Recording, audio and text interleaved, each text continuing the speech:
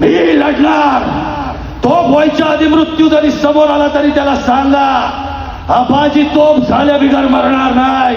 आला का अंगावर काटा. मी बघायला आलेलो अभिवाचन श्वासात राज ध्यासात राज पुणे बाल पुस्तक जत्रा निमित्त ह्या कार्यक्रमाचं आयोजन करण्यात आलं होतं. गणेश कला क्रीडा रंगमंचला. कार्यक्रम सुरू व्हायच्या आधीच वातावरण भारी झालेलं.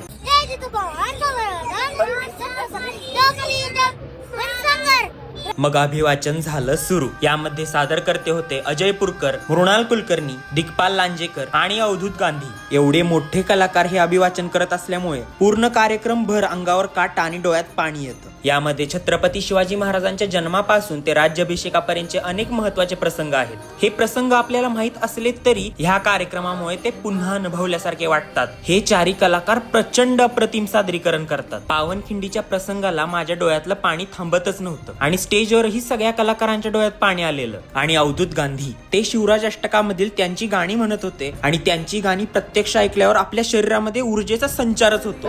शंभू शंकराचं नवराज गडतावर. सगळे प्रेक्षक त्यांची गाणी खूप एन्जॉय करत होते. एकदा ते ऑडियन्स मध्ये आले तेव्हा तर सगळे नाचायलाच लागले.